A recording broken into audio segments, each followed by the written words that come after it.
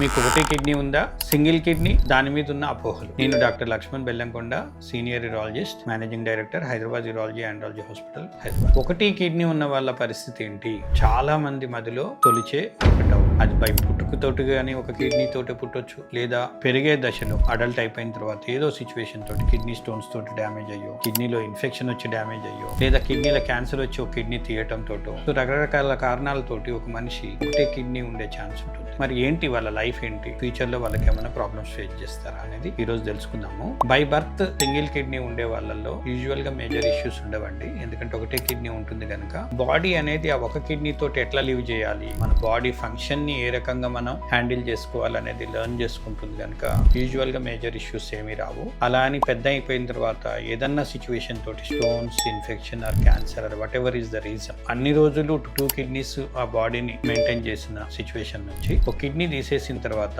ఈ single kidney బాడీని ఎట్లా తట్టుకోగలుగుతుంది అనేది చాలా పెద్ద అపోహలాగా ఉంటుంది. వాళ్ళల్లో కూడా ఏం ప్రాబ్లం ఉండదండి. GFR గ్లోమెరులర్ ఫిల్ట్రేషన్ టెస్ట్ చేస్తాము. ఈ కిడ్నీ ఎంతవరకు మనల్ని సపోర్ట్ చేస్తుందో చూసుకుంటాము.